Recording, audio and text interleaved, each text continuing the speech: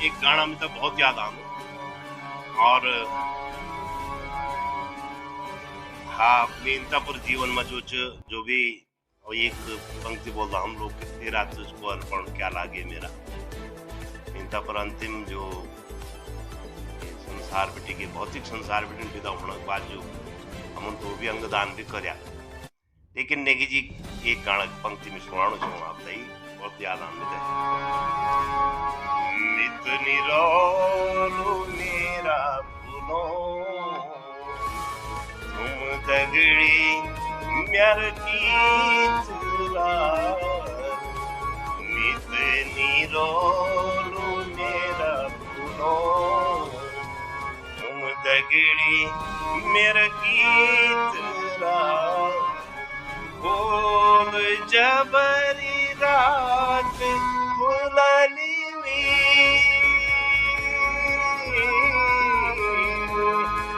बोल जबरी रात खुलली धरती मानई पौध जमनी स्वर्ण डाल ठंग रवे की नहीं लगू ते सारू नित निरोलू मेरा फूलो तुम दगड़ी म्यार की तुरा नित निरोलू मेरा फूलो तुम दगड़ी म्यार की तुरा बोल जबरी रात खुलली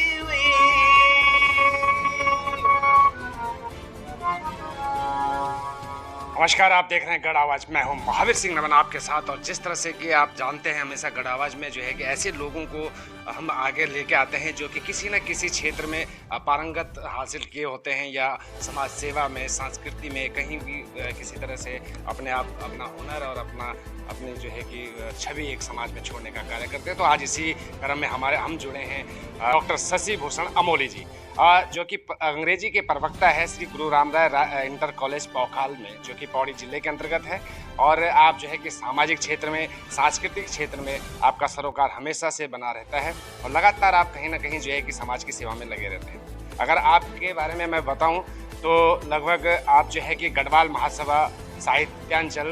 के में से जो है कि महासचिव के पद पर भी हैं, अखिल भारतीय उत्तराखंड महासभा के प्रदेश महासचिव भी हैं। आप जो है कि महावगढ़ गौरव सम्मान से आपको नवाजा गया है, उत्कृष्ट शिक्षक सम्मान आपको प्राप्त हुआ है, हिमपुत्र सम्मान हो गया, यमकेश्वर गौरव हो गया, करुणा सम्मान हो गया और डॉक्टर की मानक उपाधि भी आपको मिली हुई है। आप जो है कि 2024 में राज्य पुरस्कार से भी जो है कि आपको सम्मानित किया गया है। और सबसे बड़ी बात, एक मनुष्य इस संसार में बहुत सारे हैं, बहुत सारे लोग, आप जानते हैं कि एक करोड़ों अरबों की संख्या में संसार में लोग हैं, लेकिन एक इच्छा शक्ति, एक दृढ़ संकल्प और एक कुछ समाज के लेकर गुजरने की जो क्षमता होती है वो बहुत कम। अमोली जी के बारे में अगर मैं बात करूं आपको, तो अमोली जी ने जो है कि एक बहुत बड़ा काम किया है आज समाज के लिए और उन लोगों के लिए कि जिनको की बहुत ज़रूरत होती है अंगों की। जी हाँ, हम बात कर रहे हैं डॉक्टर शशि भूषण अमोली जी। अमोली जी ने अपना जो है अंगदान किए हैं, तो बहुत बड़ी बात है। आज की डेट पे लोग जो हैं एक भिखारी को, एक जो घर पे साधु आता है उसे देने के लिए 1 रुपया या अनाज देने तक के लिए जो है तैयार नहीं है, और आपने जो है अपने ऑर्गन जो है डोनेट किए हैं, बहुत बड़ी बात है। तो आइए ऐसे महान विभूति और ऐसे समाज के सरोकार और ऐसे दानी मनुष्य से, अस्थि से, महान विभूति से और एक ऐसे व्यक्ति से आपकी मुलाकात हम कराने जा रहे हैं जिन्होंने कि अपने इस जीवन काल में जो है बहुत कुछ जो है कि कार्य किए हैं, सामाजिक, सांस्कृतिक, और साथ ही साथ जो है कि एक जो सबसे बड़ी बात हमने अभी पहले भी बताई आपको कि उन्होंने अपने जो है कि अंगदान भी जो है कि घोषणा भी की है, करे हैं, बिल्कुल रजिस्टर्ड उन्होंने कर दिया है कि वो उनके जीवन के अंतिम क्षण के बाद जो है वो जितने भी ऑर्गन उनके होंगे वो किसी न किसी के काम आए, इसलिए उन्होंने उसे डोनेट कर दिया है। तो आइए बात करते हैं डॉक्टर शशि भूषण अमोली जी से। इस चैनल का से आप तमाम सामायिक और तमाम ज्वलंत विषयों को आप लोग उठाते रहते हैं, इसके लिए मैं आपको बहुत बहुत धन्यवाद। जो मेरा जन्म स्थान है यमकेश्वर विधानसभा, यमकेश्वर विकास क्षेत्र का अमोला गाँव मेरा जन्म स्थान है और एक बहुत सामान्य परिवार में मेरा पालन पोषण हुआ। मेरे पिताजी ज्योतिष के बहुत अच्छे विद्वान थे और उस परिवार में मेरा पालन पोषण हुआ। गांव के ही प्राथमिक विद्यालय अमोला में मेरी शिक्षा दीक्षा हुई, वहीं पर मैंने कक्षा 8 की शिक्षा ग्रहण की। उसके बाद फिर कक्षा 8 के बाद में कक्षा 9 में इंटर कॉलेज किमसार, जो कि यमकेश्वर ब्लॉक में ही एक इंटर कॉलेज है, वहाँ से मैंने इंटर 9 और 10 की शिक्षा ग्रहण की। उसके बाद फिर 11 और 12 की शिक्षा मैंने GIC भिरगू खाल से, जो कि यमकेश्वर ब्लॉक में ही होता है, वहाँ से मैंने 11-12 की शिक्षा ग्रहण की। फिर उसके बाद में फिर डिग्री के लिए मैं कोटद्वार PG कॉलेज कोटद्वार से मैंने ग्रेजुएशन किया। ग्रेजुएशन करने के बाद फिर government PG college AV PG college Dehradun से, साथ ही साथ गुरु राम राय PG कॉलेज से मैंने अपनी जो उच्च शिक्षा थी वहाँ से ग्रहण की और DAV PG कॉलेज से ही मैंने B.Ed की डिग्री भी की और B.Ed करने के बाद वर्ष 97 से लगातार मैं शिक्षण कार्य को प्राइवेट स्कूलों में गुरु राम राय एजुकेशन मिशन के विद्यालय में भी रहा, विद्या भारती से भी जुड़ा रहा और अंततः वर्ष 2006 में मैं श्री गुरु राम राय इंटर कॉलेज में एक अध्यापक के रूप में मेरी नियुक्ति हुई और आतिथि तक मैं वहाँ पर एक अध्यापक के रूप में श्री गुरु राम राय इंटर कॉलेज जिला पोखाल, वहाँ पर एक प्रवक्ता के रूप में मैं अपनी सेवाएं दे रहा हूँ। जी बिल्कुल, इसीलिए उत्कृष्ट शिक्षक सम्मान से आपको सम्मानित किया गया और आप डॉक्टर साहब जिस तरह से मैं देख रहा हूं कि कई सम्मानों से आपको सम्मानित किया गया। आप उत्तराखंड में इतने सम्मान जो है कि लगभग मैं समझता हूं कि किसी एक शिक्षक को नहीं प्राप्त हुए होंगे, फिर भी सामाजिक क्षेत्र में, सांस्कृतिक क्षेत्र में किस तरह का सरोकार आपका रहा? वास्तविकता ये है कि वर्ष 2006 में जब मेरी नियुक्ति पोखाल श्री गुरु राम राय इंटर कॉलेज जिला पोखाल में हुई, उसी वर्ष एक सड़क दुर्घटना में मेरा जो बायां पैर था वो क्षतिग्रस्त हो गया था और उस नुकसान के कारण मेरा जीवन थोड़ा सा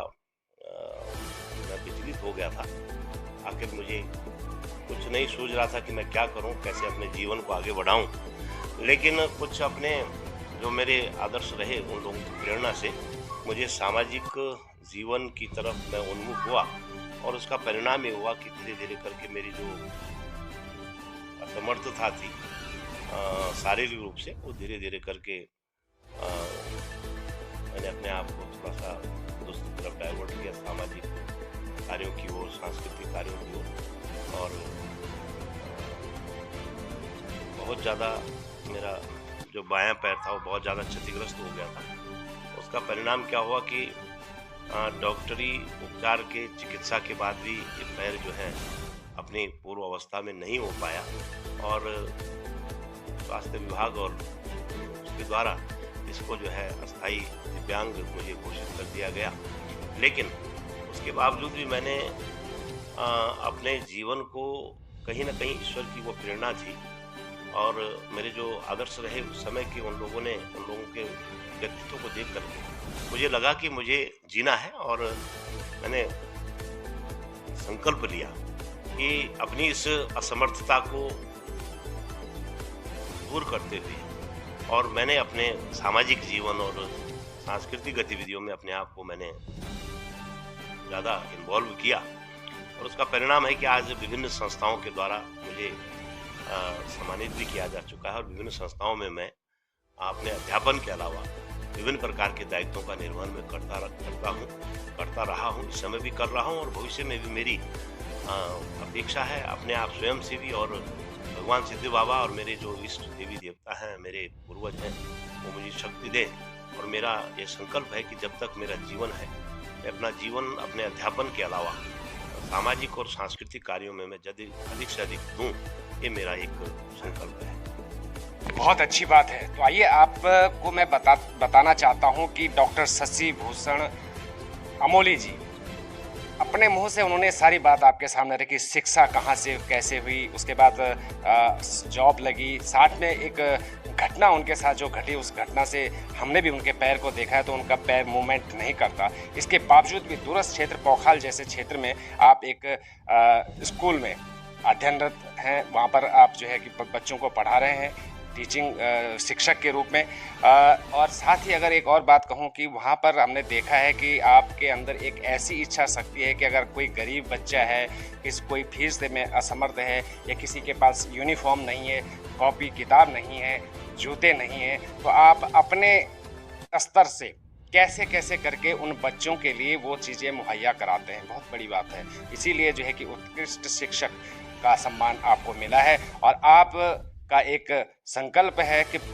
पठन पाठन के साथ साथ बच्चों का भी जो है आप ध्यान रखते हैं। बहुत अच्छी बात और बहुत बड़ी बात है। अमोली जी, आपको मावगढ़ गौरव सम्मान, भृगु सम्मान, करुणा सम्मान, हिमपुत्र सम्मान और यमकेश्वर गौरव सम्मान जैसे कई सम्मानों से आप सम्मानित हैं, लेकिन ये डॉक्टरेट की मानक उपाधि के बारे में थोड़ा सा हमारे दर्शकों को बताएंगे कि ये जो डॉक्टरेट मानक की उपाधि आपको मिली है। मेरी जो दिव्यांगता है और ये पंडित दीनदयाल उपाध्याय हिंदी विद्यापीठ के द्वारा ये उपाधि मुझे दी गई और दिव्यांगता के बावजूद भी मेरे द्वारा जो सामाजिक और सांस्कृतिक क्षेत्र में जो कार्य किए गए उन कार्यों को देखते हुए और एक प्रक्रिया के तहत मेरा इसके लिए चयन हुआ और हिंदी विद्यापीठ के द्वारा मुझे जो है ये मानद उपाधि दी। मुझे बड़ा फक्र होता है अपने आप पर और मैं आपके इस चैनल के माध्यम से मैं जरूर एक निवेदन अपने उन लोगों से करना चाहूँगा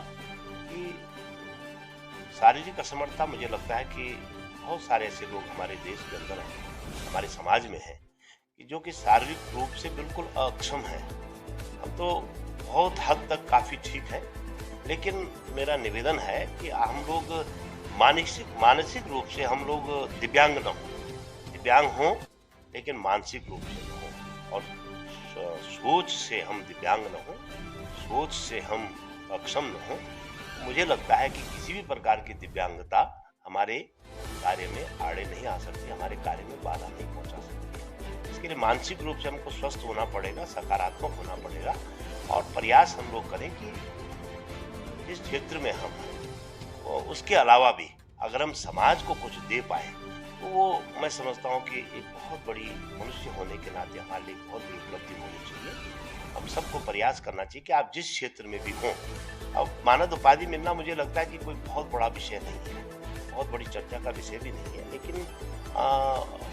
मिलना भी चाहिए और उन लोगों को जरूर मिलना चाहिए कि जो लोग वास्तविक रूप से अपने समाज के लिए, अपने देश के लिए, अपनी संस्कृति के संरक्षण और संवर्धन के लिए जो लोग कार्य कर रहे हैं उन लोगों को अवश्य मिलना चाहिए, उसका लाभ मिलना चाहिए।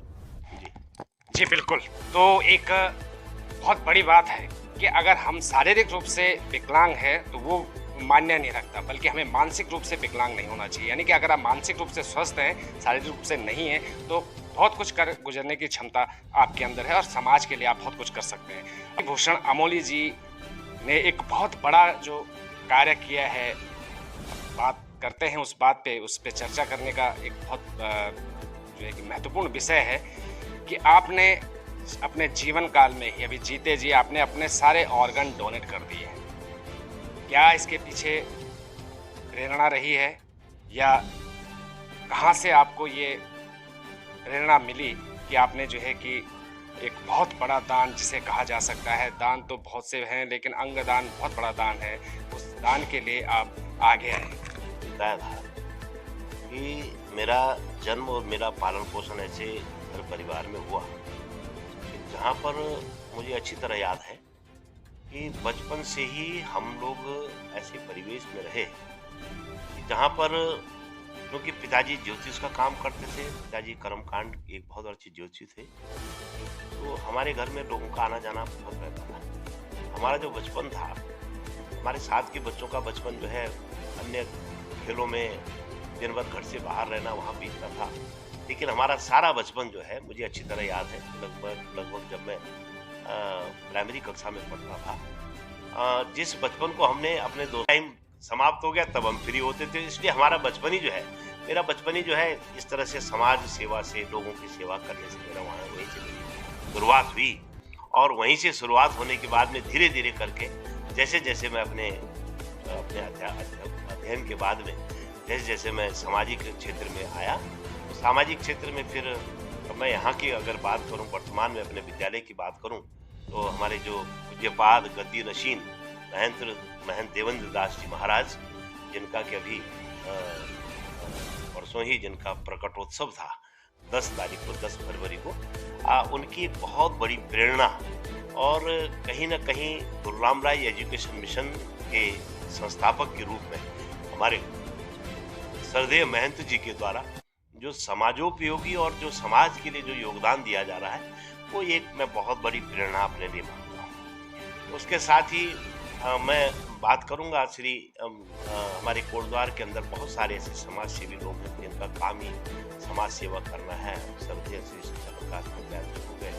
स्वर्गीय श्री जनार्दन बुढ़ाकोटी जी हो गए, श्री गिरिराज सिंह रावत जी हो गए। ऐसे बहुत सारे नाम अगर मैं गिनाऊंगा तो शायद एक बहुत लंबी लिस्ट उन लोगों की हो जाएगी। तो उन लोगों से प्रेरणा लेकर के और उनकी प्रेरणा से ही मुझे इस तरह से काम करने का, इस तरह से समाज में रहने का और समाज के साथ चलने का और उन गरीब लोगों की कम से कम उन लोगों की सेवा करने का मुझे अवसर मिल पाता है, जिनके लिए वास्तव में हमको कुछ करना चाहिए, जिनको आज हमारी आवश्यकता है। मुझे लगता है कि इन तमाम मेरी उसको देखते हुए, उपलब्धियों को देखते ही अभी 24 में मुझे जो है डॉक्टरेट की प्रदेश के मुखिया पुष्कर सिंह धामी जी के द्वारा मुझे दक्ष दिव्यांग पुरस्कार, राज्य पुरस्कार 2024 से सम्मानित किया गया। ये मेरे लिए बहुत बड़ा गर्व का विषय है। और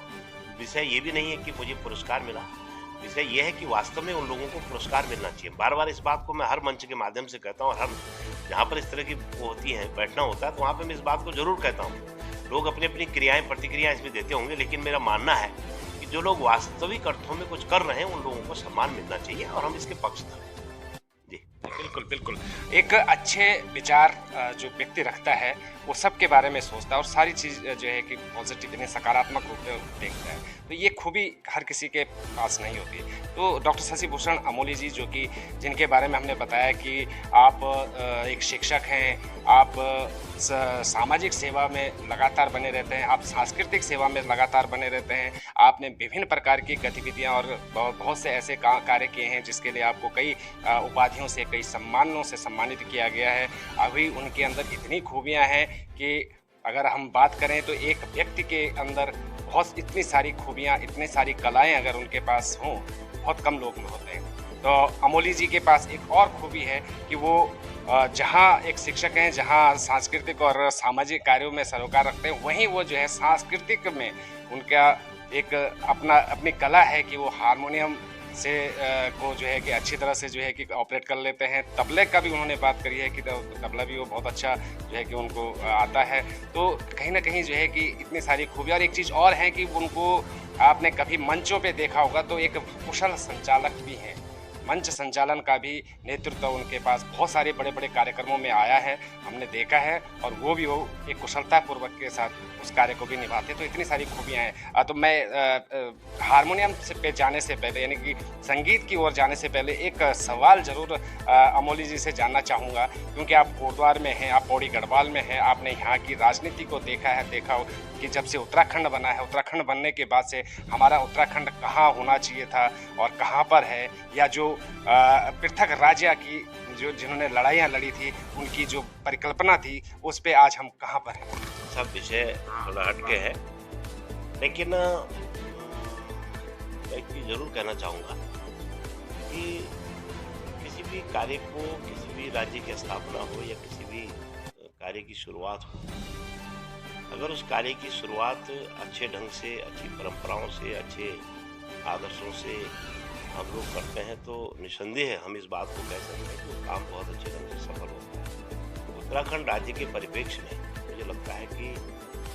यहाँ के जो संस्थापक रहे हैं, इस राज्य को बसाने वाले, इस राज्य की नींव डालने वाले, मैं बड़े गर्व के साथ और बड़े सम्मान के साथ उन क्रांतिकारियों को, उन उत्तराखंड राज्य के आंदोलनकारियों को मैं पहले तो मैं नमन करता हूँ, पहले तो उनको अपनी श्रद्धांजलि व्यक्त करता हूँ कि जिन लोगों ने अपने प्राणों का उत्सर्ग करके और एक उत्तराखंड राज्य की जो संकल्पना थी हर उत्तराखंडी के मन में, उस संकल्पना को उन्होंने धरातल पे ला करके एक उत्तराखंड राज्य का निर्माण किया। उनको अपनी मैं भावभीनी श्रद्धांजलि अर्पित करता हूँ। आज भी बहुत सारे लोगों को इसका लाभ मिल रहा है और मिलना भी चाहिए। मुझे तो लगता है कि जैसे उत्तराखंड आंदोलनकारी चिन्हित आंदोलनकारियों की बात होती है सरकारी स्तर पे, विभागीय स्तर पे, मुझे तो लगता है कि आज भी अधिकतर मुझे लगता है कि 95% उत्तराखंड में रहने वाले आज भी उत्तराखंड आंदोलनकारी हैं। ये एक विषय है। दूसरा विषय, उन लोगों के उत्सर्ग, उन लोगों के त्याग के परिणाम स्वरूप उन लोगों ने इस उत्तराखंड राज्य की क्या कल्पना की थी, लेकिन इसके जो संस्थापक लोग रहे, जिन लोगों के हाथों में इसकी बागडोर सौंपी गई और जिन लोगों को इसका दायित्व सौंपा गया, मुझे लगता है कि कहीं ना कहीं उसमें कहीं भूल रहा है। ऐसा मेरा मानना है कि वास्तव में अगर उस समय ये 2000 की अगर हम बात करें तो उस समय अगर लोगों के मन में अच्छे विचार होते, अच्छी सोच होती, तो आज शायद हो सकता था कि हमारा उत्तराखंड कुछ और दूसरे रूप में देखने को। इस पर बहुत सारी कभी बैठ कर के हम लोग विचार बात करेंगे, लेकिन कहीं ना कहीं उत्तराखंड आंदोलनकारियों के सपनों का जो उत्तराखंड था, वो उत्तराखंड आज हमारा नहीं रहा। इस बात को कहने में मुझे कहीं भी कोई गुरेज नहीं है, लेकिन धीरे धीरे मुझे लगता है कि आज तमाम चीज़ें कुछ परिवर्तित भी हो रही हैं, कुछ चीज़ों में परिवर्तन भी हो रहा है। मुझे उम्मीद है कि धीरे धीरे करके आज हम उत्तराखंड राज्य के 25वें वर्ष में हम लोग प्रवेश कर चुके हैं। मुझे लगता है कि धीरे धीरे करके कुछ अच्छे राजनीतिज्ञ इसमें आएंगे, अच्छे इसमें जो इसके जानकार हैं वो इसमें जुड़ेंगे और हम फिर भी निराश न होकर के हम लोग इस आशा के साथ, इस उम्मीद के साथ रहें कि आज आने वाले समय में बहुत अच्छी उत्तराखंड राज्य की जो उन शहीदों की, उन आंदोलनकारियों की परिकल्पना रही होगी, उस परिकल्पना को साकार करने में हम लोग अपना देखेंगे। और एक चीज़ मैं ज़रूर कहना चाहूँगा कि हम लोग जहाँ पर भी रहें, उत्तराखंड में रहें, जहाँ भी रहें, जिस रूप में रहें, देखिए अगर हम अपनी तरफ से हम थोड़ा थोड़ा प्रयास हम करें, जैसे मैं थोड़ा सा प्रयास करता हूँ कि अपनी बोली भाषा, अपनी संस्कृति के संरक्षण और संवर्धन के लिए हम जिस जिस क्षेत्र में हों, मुझे लगता है कि हम अपने उत्तराखंड को एक बहुत अच्छा प्रदेश बना सकते हैं, बशर्ते उसके लिए प्रत्येक व्यक्ति को अपना छोटा सा छोटा जितना वो योगदान दे सकता है, वो योगदान हमको सुनिश्चित करना होगा। निश्चित रूप से, निसंदेह हम एक बहुत अच्छे उत्तराखंड राज्य की हम कल्पना कर सकते हैं। जी बिल्कुल। तो आइए देखिए, ऐसे लोग जिनके अंदर बहुत सारी खूबियां हैं। आप एक शिक्षक हैं, आप एक बच्चों के का दर्द समझते हैं, आप जो है कि गरीब लोगों की मदद के लिए हमेशा खड़े रहते हैं, आप जो है कि सामाजिक कार्यों में हमेशा सरोकार रखते हैं, आप जो है कि सांस्कृतिक कार्यों में भी सरोकार रखते हैं, और आप जो है कि राजनीतिक